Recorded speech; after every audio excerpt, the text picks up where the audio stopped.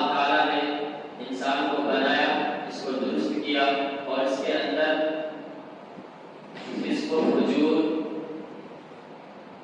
اور تقویٰ کی صلاحیت دونوں ہی ڈال دی۔ ونفسما سوا فألهمها فجورها وتقویٰ،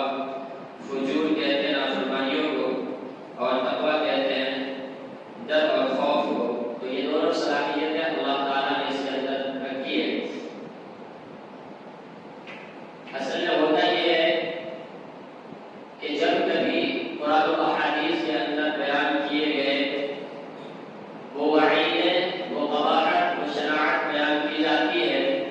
جو ہماری غفلت پر بالکل فٹ آتی ہے، نماز کو ضائع کرنے پر بالکل فٹ آتی ہے، دین کو سیکھنے کے تعلق سے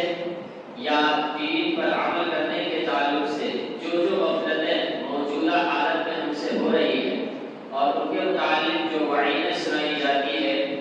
تو پھر لوگ گھبرا جاتے ہیں، مایوس ہو جاتے ہیں، ان کو ایسا لگتا ہے کہ ہم تو گناہوں کے ایسے سمندر میں آ چکے ہیں، اب ہمارے لیے کوئی راستہ ہے ہی نہیں۔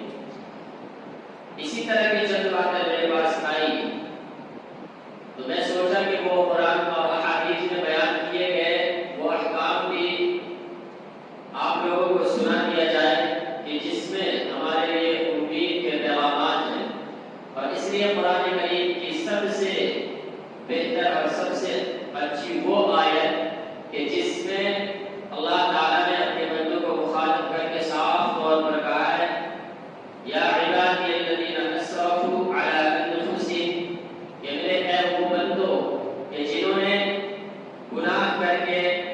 فسق و فجور کر کے اپنے اوپر زیادتی کر لی ہے، لا تقنطوا من رحمت اللہ، اللہ کی رحمت سے مایوس نہ ہو۔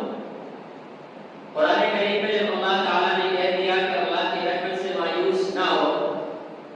اس لیے علماء کرام فرماتے ہیں کہ کوئی آدمی اگر اللہ کی ذات سے بالکل ہی مایوس ہو جاتا ہے کہ اللہ تعالیٰ میرے گناہوں کو معاف ہی نہیں کرنے والے،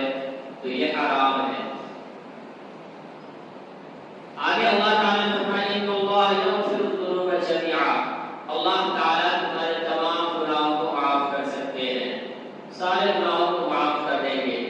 انہ هو الغفور الرحیم، وہ معاف کرنے والے ہیں، رحم کرنے والے ہیں۔ اللہ کے رسول صلی اللہ علیہ وسلم کی حدیث کے اندر اللہ کے رسول صلی اللہ علیہ وسلم فرماتے ہیں کہ جب اللہ تعالیٰ نے کائنات کو بنانے کا ارادہ کیا تو کائنات کے بنانے سے پہلے ہی یہ بات لکھ دی ان رحمتی سبقت غضبی، کہ میری رحمت ہمیشہ میرے غضب اور غصے پر غالب رہے گی۔ تو یہ قاعدہ اللہ تعالیٰ نے ہمیشہ کے لیے بنا دیا ہے، کوئی آدمی اتنا گناہ کر ہی نہیں سکتا کہ اللہ تعالیٰ اس کو معاف ہی نہ کرے۔ جو حدیث میں آپ کو سنایا اس میں کل بنی آدم خطاء، ہر انسان خطا کرنے والا ہے، لیکن انسان کی انسانیت کیا ہے؟ وہ خیر الخطائین التوابون، کہ انسان پھر جب غلطی کوتاہی ہو جاتی ہے تو وہ فوراً توبہ کرتا ہے۔ سرکشی اور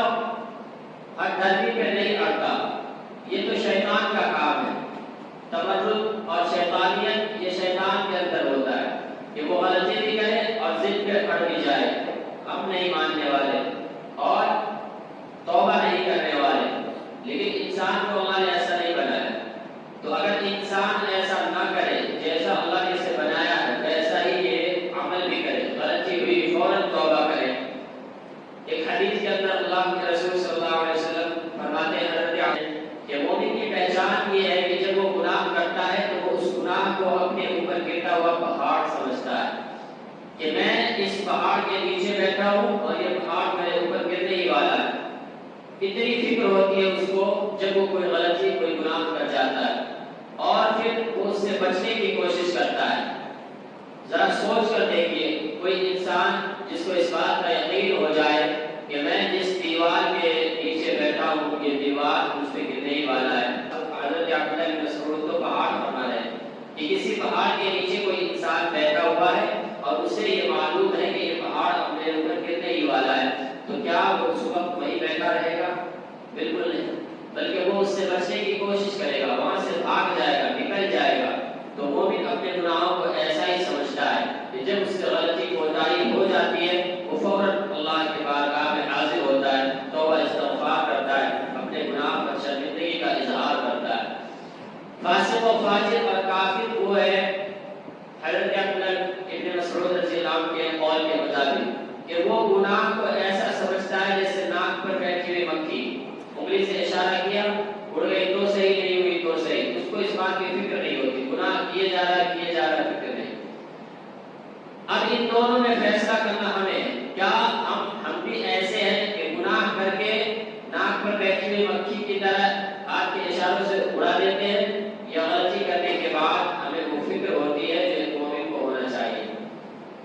پھر اللہ کے رسول صلی اللہ علیہ وسلم نے فرمایا، اور حضرت عبداللہ بن مسعود رضی اللہ عنہ اللہ کے رسول کی حدیث بیان کرتے ہیں، یہاں تک جو بات کی وہ تو حضرت عبداللہ بن مسعود کی اپنی بات کی، آگے اللہ کے رسول کی حدیث بیان کرتے ہیں کہ اللہ کے رسول صلی اللہ علیہ وسلم نے فرمایا کہ توبہ کرنے والوں کے توبہ کرنے سے اللہ تعالیٰ کو اتنی زیادہ خوشی ہوتی ہے جتنی خوشی اس مسافر کو ہوگی کہ جو سفر پر نکلا ہے، اپنا سارا ساز و سامان سواری پر ہے، گھوڑا ہے یا اونٹ ہے اس پر ہے، کھانے پینے کی تمام چیزیں اس پر، ضروریات کی ساری چیزیں اس پر،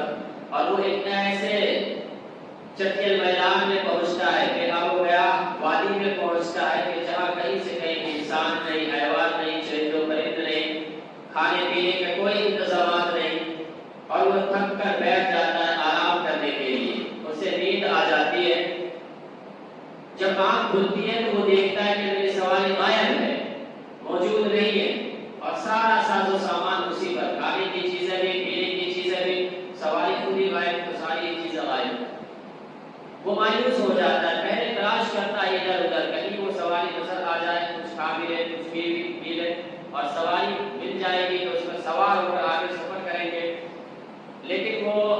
تلاش بسیار کے باوجود نہیں پاتا، اور مایوس ہو کر موت کی تمنا کہ اب موت کا انتظار ہی رہ گیا ہے، مرنا ہی ہے ہمیں۔ لیکن جب مرنا ہی ہے تو چلتے ہیں ہم اسی جگہ جہاں سے سواری گم ہوئی تھی، جہاں ہم لیٹے ہوئے تھے، اسی جگہ جا کر لیٹ جاتے ہیں۔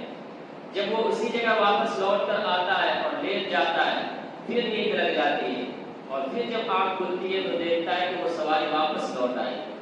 سارا سامان اس پر ویسے ہی پڑا ہوا ہے۔ تو ایسے وقت میں اس مسافر کو جو خوشی ہوتی ہے، اس سے زیادہ اللہ تعالیٰ کسی بندے کے توبہ کرنے سے خوش